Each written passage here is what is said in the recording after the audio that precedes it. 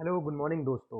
आज हम बात करेंगे इंडियन फॉरेन पॉलिसी की डिफरेंट फेजेस में कि इंडियन फॉरेन पॉलिसी किस तरह डिफरेंट फेजेस में इवॉल्व हुई और किस तरह जिस फॉरेन पॉलिसी को हम आज देखते हैं वो सबके सामने आई। देखिए, दुनिया के जितने भी देश हैं उनकी फॉरेन पॉलिसी का जो इवोल्यूशन प्रोसेस है वो डिफरेंट फेजेस में होता है। जो बदलती हुई दुनिया, बदलते हुए वक्त, उनकी बदलती पावर सर्च की कैपेबिलिटी, उनके बदलते पॉलिटिकल सिनेरियोस को कहीं ना कहीं उससे इम्पैक्ट होता है। फॉरेन पॉलिसी कभी भी किसी देश की स्टेगनेटेड नहीं हो सकती। अगर आपकी स्टेगनेट फॉरेन पॉलिसी है तो आप शायद बदलती दुनिया के साथ आगे नहीं बढ़ पाएंगे। इसलिए हर देश के लिए ज़रूरी होता है एक ही फॉरेन पॉलिसी को इवॉल्व करे या ऐसी फॉरेन पॉलिसी को फॉलो करे जो बदलती हुई दुनिया के साथ, बदलते हुए वक्त के साथ आगे बढ़ सके। अगर हम भारत की बात करते हैं तो भारत की फॉरेन पॉलिसी भी कई डिफरेंट फेजेस में से होकर निकली। बेसिकली इनको 6 फेजेस में हम डिवाइड कर सकते हैं। पहला फेज जो 1947 से लेकर 1962 के बीच में था, इसको हम ऑप्टिमिस्टिक नॉन अलाइनमेंट और एक वो आइडियलिज्म वाला फेज कह सकते हैं। जैसे कि मैंने आपको बताया, ये वो एरा है जिसके अंदर Nehru use to be a prime minister. And मैंने जैसे हमने पहले इस पर डिस्कस कर चुके हैं कि नेहरू जी जो थे हमारी पिछली वीडियोस में, कि जो नेहरू जी थे वो बहुत ज़्यादा आइडियलिस्टिक थे। He used to believe in non violence, he used to believe in dialogue, he was to believe in supporting the cause the freedom cause of the colonial nations. हाँ, ही वॉज एंटी कॉलोनियल। तो उसका impact हमारी foreign policy में कहीं ना कहीं पड़ता है। ये दौर आइडियलिज्म वाला था, ऑप्टिमिज्म वाला था। इंडिया नया नया आज़ाद हुआ था। इंडिया एक इकोनॉमिक पावर तब बिल्कुल भी नहीं था। हमारे इकोनॉमिक हालात बहुत बुरे थे, हमें दुनिया के बड़े देशों से मदद चाहिए थी। और यही वो दौर था जब दुनिया में कोल्ड वॉर भी चल रहा था। तो इस वक्त में हमारे प्राइम मिनिस्टर साहब के पास क्या ऑप्शन थे, गवर्नमेंट के पास क्या ऑप्शन थे? या तो आप किसी कैंप में ज्वाइन करें, बट अगर आप कैंप में जाते हैं तो आप अपनी पॉलिटिकल ऑटोनॉमी को सरेंडर कर रहे हैं। और इंडिया ऐसा कभी नहीं चाहता था, बिकॉज 200 साल के कॉलोनिज्म के बाद में इंडिया वापस से किसी भी देश का हम कह सकें एक एजेंट या रेंटियर स्टेट नहीं बनना चाहता था, या क्लाइंट स्टेट नहीं बनना चाहता था। इसीलिए इंडिया ने एक ऐसी फॉरेन पॉलिसी को इवॉल्व करने की कोशिश की जो बीच का रास्ता अपनाए, ताकि उस बायपोलर वर्ल्ड में, जहाँ एक तरफ यूएसएसआर था, एक तरफ यूएसए था, हम बीच में चलते हुए, दोनों से मदद लेते हुए, अपनी इकोनॉमिक नीड्स को पूरा करते हुए खुद की पॉलिटिकल इंडिपेंडेंस को बरकरार रख सके, दुनिया में अपनी ग्लोबल स्टैंड बना सके। सिमिलरली नेहरू का जो एंटी कॉलोनियल स्ट्रगल में रोल था, इस कारण वो जाहिर तौर पर जो दुनिया के एक अहम एंटी कॉलोनियल लीडर्स में से एक थे। इसलिए हमारी फॉरेन पॉलिसी में आप देखेंगे उस दौर में हमने एंटी कॉलोनियल स्ट्रगल्स को ओपनली सपोर्ट किया। हमने वर्ल्ड लेवल पे स्टैंड लिया अगेंस्ट कॉलोनियलिज्म। हमने एक नॉन अलाइनमेंट मूवमेंट जो 1961 में शुरुआत आप कह सकते हैं वहाँ से जो हुई है, उसके अंदर अपने असर्शन किया कि जो न्यूली इंडिपेंडेंट नेशंस हैं इन्हें बीच का रास्ता अपनाना होगा। उन्हें किसी का अलाय नहीं बनना होगा, उन्हें किसी का एजेंट नहीं बनना होगा, क्योंकि अगर आप एजेंट बनेंगे तो आप अपनी पॉलिटिकल ऑटोनॉमी को खो देंगे। लेकिन ये आइडलिज्म के साथ सबसे बड़ा धक्का लगता है जब जिस देश के साथ हमने पंचशील कॉन्सेप्ट किया, जो कि उस समय बेसिकली हमारे फॉरेन पॉलिसी का कोर एजेंडा था। पंचशील जो बात करता है पीसफुल को एग्जिस्टेंस की, जो बात करता है म्यूचुअल रिस्पेक्ट की, जो बात करता है नॉन इंटरफेरेंस की, जो बात करता है ट्रीटमेंट ऑफ इक्वालिटी की, जो बात करता है डायलॉग से बात इश्यूज को सुलझाने की। उसमें हमें सबसे बड़ा धोखा 1962 में चाइना से मिलता है।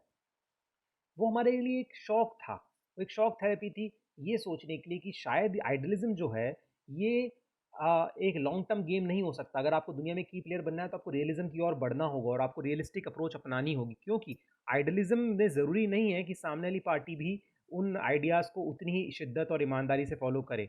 इसलिए 1962 हमारे लिए एक अवेकनिंग था, और यहाँ से हमारी फॉरेन पॉलिसी स्लाइडली शिफ्ट होती है टुवर्ड्स रियलिज्म। देखिए, 62 के बाद भी अगर हम बात करें, कोल्ड वॉर हाइट्स पे जा रहा होता है।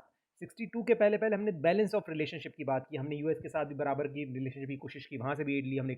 यूएसएसआर के साथ भी बराबरी की रिलेशनशिप की बात की। लेकिन जब 62 के बाद जो दुनिया बदलती है और कोल्ड वॉर और इंटेंस होता है, तब हमारे लिए एक ही शॉक थेरेपी जो 62 की वॉर थी, इसके बाद हम रियलिज्म की ओर बढ़ते हैं। जो सेकंड फेज हमारा था 1962 से दरमियानी 71, जिसको हम कहते हैं decade of realism and assertion.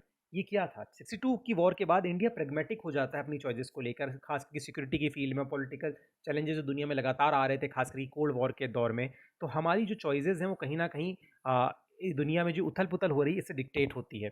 देखिए, हमने इसके बाद पहली बार नॉन अलाइनमेंट से आगे होकर अपनी सिक्योरिटी नीड्स को देखने की कोशिश की, क्योंकि 62 की वॉर के बाद हम समझ गए कि हमें अलाय, मिलिट्री अलाय भी चाहिए, हमें मिलिट्री मदद भी चाहिए। इसलिए जो हम बात करते थे, हम किसी से मदद नहीं लेंगे, हम मिलिट्री पैक्ट का हिस्सा नहीं बनेंगे, हम कुछ नहीं करेंगे, उससे आगे बढ़े। हमने 62 की वॉर के बाद 64 के तकरीबन यूएस से भी मदद ली। यूएस से भी हमारा एक डिफेंस पैक्ट हुआ था। ऑल्दो ये कोई बड़ी ट्रीटी नहीं थी, लेकिन यूएसए ने हमें सपोर्ट किया। आर्म्स एंड आर्मामेंट्स यूएसए से भी आए। 65 की वॉर वो जो थी, वो बेसिकली हमारे लिए एक चूज़ करने का मौका थी। वो एक ऐसा उसने सिचुएशन क्रिएट की जहाँ हमें चूज़ करना पड़ा कि हम दुनिया में किस और खड़े होंगे, या हम एटलीस्ट किसकी तरफ ज़्यादा फेवरेबल हाथ बढ़ाएंगे वर्ल्ड पावर्स में। देखिए, 1965 की वॉर में हमें यूएसए और यूके के एक्सटर्नल प्रेशर्स का सामना करना पड़ा था। उस वॉर में यूएसए और यूके ने हमारे को खुल के सपोर्ट नहीं किया था, और कहीं ना कहीं पाकिस्तान जो था, जो ओपनली यूएसए के कैंप में जाने के लिए तैयार था, इसके कारण 65 की वॉर में पाकिस्तान की तरफ फेवरेबल अप्रोच था यूएसए का। इस कारण इंडिया के लिए अगर आप बात करें, एक ऐसी सिचुएशन आती है जिसके अंदर इंडिया को सोचना पड़ता है कि भाई हम कब तक नॉन लाइनमेंट की बात करेंगे। अगर हमें दुनिया में सक्सेसफुल एक देश बनना है, हमें अपने खुद के इंटरेस्ट को सेफ गार्ड करना है, तो हमें कुछ ना कुछ स्टैंड फॉरेन पॉलिसी में लेना पड़ेगा। क्योंकि अगर हम हमारे इंटरेस्ट को सेफ गार्ड करना चाहते हैं तो उसके लिए बहुत बहुत ज़रूरी है कि हमारी फॉरेन पॉलिसी को ऐसा रखें कि जो असर्टिव तो हो, साथ के साथ दुनिया के अंदर जो पावर स्ट्रक्चर है उसमें कहीं ना कहीं आपके लिए भी जगह ऐसी हो जहाँ पे आप अपने इंटरेस्ट को सेफ गार्ड कर पाएँ। इसका नतीजा निकलता है India towards Soviet union tilt करने लगता है, बिकॉज यूएसए को सपोर्ट पाकिस्तान कर रहा था ओपनली। पाकिस्तान यूएसए का लायक बनने को तैयार खड़ा था। इस कारण पाकिस्तान के प्रति यूएसए की जो फेवर थे वो बढ़ते जा रहे थे। ऑब्वियसली उस केस में हमें कौटली की थ्योरी को अपनाते हुए दूसरे काउंटरवेट की तरफ जाना पड़ा। 71 से 91 का जो फेज है जिसे हम कहते हैं ग्रेटर इंडियन रीजनल असर्शन, वो और हार्ड कोर रियलिज्म की ओर जाता है। पर यहीं से हमारी इकोनॉमी हमारे फॉरेन पॉलिसी में एक मेजर शिफ्ट भी आएगा। 71 की वॉर जो थी वो रियलिज्म का ग्रेटर एग्जाम्पल थी, बिकॉज ये प्रेगमेटिज्म था। आप देखिए, हम आइडलिज्म की बात करते हैं लेकिन 71 की वॉर में हम ओपनली इसके अगेंस्ट जाते हैं। हम वॉर को सपोर्ट करते हैं क्योंकि हमें साफ साफ दिखता है कि जो हमारा पड़ोसी देश है उसको खुलेआम यूएसए का सपोर्ट है। यूएसए हमें धमकी देता है 7th फ्लीट की। ऑब्वियसली हमें हमारी सिक्योरिटी को भी, हमारे लिए हमारी सिक्योरिटी पैरामाउंट थी। इसी कारण इंडिया ने जो फ्रेंडशिप की ट्रीटी हुआ था सोवियत यूनियन के साथ, उसको एक्टिवेट किया। यूएसए ने यूएसएसआर ने यूएसए को चैलेंज किया कि अगर आप इंडिया पर अटैक करते हैं तो हमारा भी फ्लीट इंडियन ओशन रीजन में। इस कारण वर्ल्ड पावर्स इस लोकल वॉर में इन्वॉल्व नहीं हो पाई और इंडिया एक रियलिस्ट पावर की तरह उठते हुए अपने गोल्स को अचीव किया। देखिए, ये रियलिज्म था। अगर आप पंची के कॉन्सेप्ट के हिसाब से चलेंगे तो ये वॉर नहीं होनी चाहिए थी, बिकॉज रियलिज्म तो ये कहता है कि भाई हम इंटरफेयर नहीं करेंगे एक दूसरे की लोकल पॉलिसीज़ में या लोकल पॉलिटिक्स में, लेकिन यहाँ हम करते हैं क्योंकि हमें हमारे इंटरेस्ट को सेफ गार्ड करना है, वो हमारे लिए बहुत ज़रूरी है। न्यूक्लियर एक्सप्लोजन 1974 में होता है, वो हमारे लिए मेन रियलिज्म था क्योंकि चाइना का बढ़ता हुआ थ्रेट, पाकिस्तान की बढ़ती पावर, उसको रोकने के लिए एक डिटरेंस हमें चाहिए था। ऑल्दो यूएसए ने हमें सैंक्शन किया, इस कारण हमारे रिलेशनशिप यूएसए के साथ और ख़राब हुए उस दौर में। लेकिन हमने खुद को एक प्रूव किया कि हाँ, इंडिया भी एक एक्टिव वर्ल्ड पावर बनने की कैपेसिटी रखता है और न्यूक्लियर डिटरेंस से हमारी सिचुएशन रीजन में और स्ट्रांग हुई। लेकिन इसमें एक सबसे बड़ा झटका लगता है 1980s के लेट पीरियड में। वो दौर था जब इंडिया की इकोनॉमी स्टेगनेटेड हो रही थी, डिक्लाइन की ओर जा रही थी। बैलेंस ऑफ ट्रेड का मसला था, हमारे पास बैलेंस ऑफ पेमेंट का मसला था, हमारे फाइनेंशियल रिसोर्सेज धीरे धीरे एग्जॉस्ट होते जा रहे थे, हाई लेवल ऑफ अनएम्प्लॉयमेंट था, देश में एक सोशल अनरेस्ट की भावना थी। इसी बीच हमारा सबसे बड़ा अलाई यूएसएसआर कोलैप्स कर जाता है।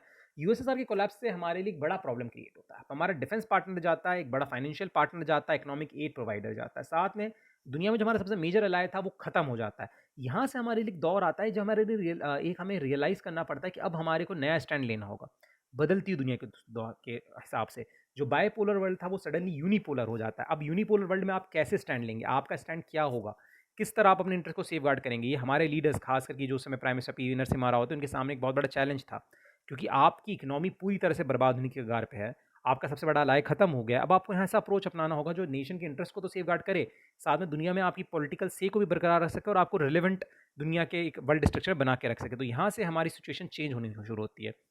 91 से 98 का जो दौर था बेसिकली हमारे लिए हमारा सेफ गार्डिंग जो हमारे स्ट्रेटेजिक इंटरेस्ट थे उनको सेफ गार्ड करने का दौर था। देखिए, 91 में हम बहुत बुरे हाल से गुजर रहे थे। हमें IMF की तरफ जाना पड़ा, हमें वर्ल्ड बैंक से मदद लेनी पड़ी, हमें हमारा गोल्ड गिरवी रखना पड़ा। इसका नतीजा ये निकला कि हमारी को एकदम से हम लोग लिबरलिज्म की ओर जाते हैं, सडनली हम लिबरलाइजेशन और ग्लोबलाइजेशन की ओर जाते हैं और हमारी इकोनॉमी ओपन करते हैं। और इन जो आर्थिक सुधार थे इनका नतीजा ये निकल कर आता है कि हमें नए पार्टनर्स की तलाश होती है, हमें नया इन्वेस्टमेंट चाहिए, हमें हमारी इकोनॉमी को दोबारा से रिकंस्ट्रक्ट करना है। और हमारा सबसे बड़ा अलाई यूएसएसआर जा चुका है, रशिया हमारा अलाई रहता है, रशिया लेकिन वो उतना खुद ताकतवर नहीं रहता। उस समय बोरिस येल्त्सिन के समय में रशिया खुद डिपेंडेंट हो जाता है यूएसए के ऊपर कई चीज़ों के लिए, और वो उतना असर्टिव नहीं रहता जितना वो पहले असर्टिव था। इस दौर में इंडिया जो है अपने आप को असर्ट करने की कोशिश करता है, अपने आप को ओपन करने की कोशिश करता है, नए एवेन्यू, नए दोस्त, नए अलायंस ढूंढने की कोशिश करता है। इंडिया लुक ईस्ट पॉलिसी की ओर देखता है। इंडिया दोबारा से पोखरण ब्लास्ट करता है 1998 में, और एक असर्शन था। ऑल दो यूएसए हम पे सैंक्शन लगाता है, बट हमारे लिए एक असर्शन था दिखाने के लिए हम आज भी रिलेवेंट वर्ल्ड पावर हैं और हम इतने सेफ और सिक्योर हैं। यूएसए के साथ हमारे रिलेशनशिप को नॉर्मलाइज करने की कोशिश करते हैं, बिकॉज हमें फॉरेन इन्वेस्टमेंट चाहिए। फॉरेन इन्वेस्टमेंट वर्ल्ड पावर से आएगा। वर्ल्ड पावर कौन थी इकोनॉमिक उसमें? Japan, USA, south east Asia. इसका नतीजा निकलता है हम आसियान के ऊपर फोकस करते हैं कि जो बिग एशियन टाइगर्स थे, चाहे वो साउथ कोरिया हो, चाहे वो आपका मलेशिया हो, हमें वहाँ से इन्वेस्टमेंट चाहिए था। हम इज़राइल के साथ नए स्ट्रेटेजिक रिलेशनशिप बनाते हैं। देखिए हिस्टोरिकली इंडिया के जो रिलेशनशिप फ़लस्तीन के साथ ज़्यादा फ़ेवरेबल रहे बजाय इज़राइल के। लेकिन 91 के बाद हमें रियलाइज़ होता है कि इज़राइल एक बड़ी टेक्नोलॉजिकल पावर है और साथ में एक रीजनल पावर है। आपके लिए वो बेनिफिशियल हो सकती है खास करके इन फील्ड ऑफ सिक्योरिटी। आप इज़राइल को रिकॉग्नाइज़ करते हैं, आप इज़राइल के साथ बातचीत शुरू करते हैं और एक active friendship under Atal Bihari Vajpayee Israel के साथ शुरू होती है, जो आज के दौर में काफ़ी सारे डिफेंस डील्स, साइंटिफिक डील्स में कन्वर्ट हो चुके हैं और इज़राइल एक हमारा मेजर एलाय है। स्टिल लेकिन हमने फ़लस्तीन को भी अबैंडन नहीं किया, ये बात भी यहाँ बताना ज़रूरी है। फिफ्थ फेज़ 98 से लेके 2013 जिसे हम बैलेंस ऑफ पावर का फेज़ कहते हैं। देखिए, हम कहते हैं 91 के बाद दुनिया यूनिपोलर हो जाती है, लेकिन यहाँ गौर करने की बात है कि इसी दुनिया में एक नए देश की उद्भव होता है जो कि है चाइना। चाइना को एज़ अ थ्रेट देखता है यूएसए और दुनिया के कई देश इंडियन ओशन रीजन में और एशिया में। अब यहाँ इन्हें काउंटर वेट चाहिए। इंडिया 90s के बाद से खुद को एक पावर के तौर पे असर्ट करने की कोशिश करता है। ये इंडिया के लिए एक सुनहरा मौका था और इसको इंडिया ने लपका भी। अगर आप देखेंगे किस तरह से यूएसए ने हमारा सपोर्ट किया, यूएसए के साथ रिलेशनशिप नॉर्मलाइज़ हुए, इवन आफ्टर पोखरण 2 उसका मेजर कारण ये था कि यूएसए हमें प्रेज़ेंट करना चाहता था as an counter balance to the rising power of China. USA wants कि हम एक्टिवली पार्टिसिपेट करें और चाइना की जो राइजिंग पावर है इस रीजन में उसको काउंटर करें। इसका नतीजा होता है हमारे रिलेशनशिप यूरोप के साथ, जापान के साथ, यूएसए के साथ सुधरते हैं, न्यूक्लियर डील होती है, दुनिया के वर्ल्ड स्टेजेस, वर्ल्ड फोरम पे हमें ज़्यादा जगह मिलती है। इंडिया की जो इकोनॉमी राइज़ करती है आफ्टर 2000, इसके कारण एक इंडिया को एक राइजिंग पावर कंसिडर किया जाता है, एशियन टाइगर कंसिडर किया जाता है और इसका नतीजा ये निकल कर आता है कि हम चाइना के एक राइवल के तौर पे उभरते हैं इस रीजन के अंदर। चाइना भी हमें राइवल के तौर पर देखता है, इसका नतीजा है वो स्ट्रिंग ऑफ पल्स की जो आप कह सकते हैं जो नोशन निकल कर आया है वो उसको अडॉप्ट कर रहा है, लेकिन हम भी उसी तरह चाइना को घेरने की पूरी कोशिश में रहते हैं और हमें यूएसए का इसमें पूरा सपोर्ट मिला। ये वो दौर था जब हमारी न्यूक्लियर डील हुई जो अपने में बड़ा ब्रेक थ्रू था, यानी कि यूएसए ने हमको एक रिस्पॉन्सिबल न्यूक्लियर पावर के तौर पे एक्सेप्ट किया। ऑल्दो हमने सीटीबीटी और एनपीटी साइन नहीं किया है, लेकिन स्टिल यूएसए ने हमारे साथ 1 2 3 डील करी, न्यूक्लियर डील जिसको हम सिविल न्यूक्लियर डील कहते हैं, क्योंकि उसके नज़र में हम एक रिस्पॉन्सिबल न्यूक्लियर पावर बन चुके थे। ब्रिक्स का उद्भव होता है, ये वो दौर है जब दुनिया में उथल पुथल मची है। 2008-2009 अमेरिकन जो सम पेमेंट क्राइसिस था, उसके बाद इंडिया की इकोनॉमी स्टिल स्टेबल रहती है और हम जो दुनिया की उभरती हुई इकोनॉमीज़ हैं उनके साथ एक अल्टरनेटिव टू आईएमएफ और वर्ल्ड बैंक बनाने की कोशिश करते हैं। देखिए इसमें चाइना का भी अहम रोल है ब्रिक्स में। अब कहने को चाइना और हम राइवल हैं in field of so called strategy and politics, but again हमारे रिलेशनशिप उनके साथ नॉर्मलाइज इस फील्ड में होते हैं।